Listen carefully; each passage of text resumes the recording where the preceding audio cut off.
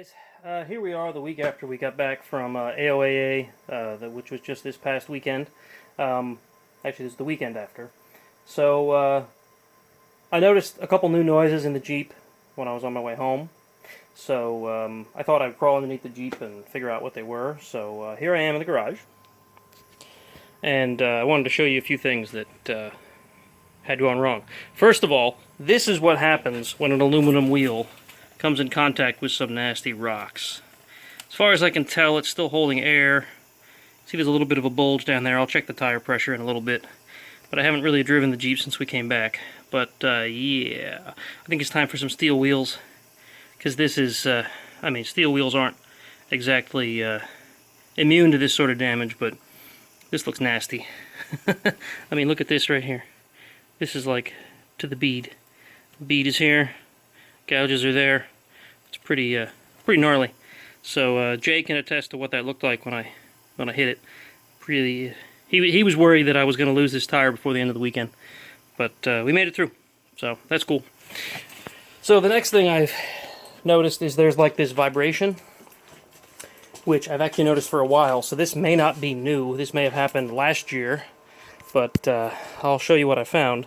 So this is an automatic transmission, and as you might know, the automatic transmissions have this extra skid plate here. Alright? So as you can tell, it looks a little frowny, which makes me think it's contacted a couple of things. It does not appear to be contacting the transmission though, which is a good thing. You can see past my awesome shop light here. Still see light through there. But what it has apparently done is lost one of its mounting bolts. And if you look,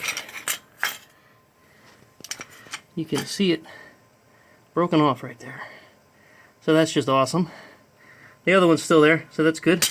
But you can see how this is right up against the skid plate there. So that's probably my vibration. Just a educated guess there. The last thing I've been hearing is sort of a thump, which I'm pretty sure is my shock mount. The same one that I've been having issues with all these weeks. Grab the light here. Sorry for the shaky nature of my video here. Doing this alone is tricky. So let's see if you can get a good look at this shock mount. I wrote a blog on this thing. You can find it. Maybe I'll link it. But so see the top of that shock there? I don't know if I can put this light somewhere where you can see that while I do this, but let's see here. If I just lay it there, that kind of works. Watch the plate above it as you can't really see it because I can't put enough weight on this while holding the camera, but you see above the shock that faux bar pin eliminator that I've created. That little plate against the cross member. Yeah, that thing is loose again. So I think my next step is to take the damn thing out of there and fix that right instead of with that piece of junk that I've thrown in there. And the last thing I found in this, so you see that? Ignore the wet. I just rinsed this thing off. This right here. This isn't supposed to be here. This big divot here. See how it's... Yeah, so I must have taken a pretty nasty hit on the gas tank skid. I mean, there's plenty here from previous trips and whatnot. But have a look at this. Look at how bent that is. That's supposed to be a right angle. It's not anymore. So that's going to take some fixing. I think it's time for a gas tank skid. So, yeah. There we go. That's the damage report from this past weekend.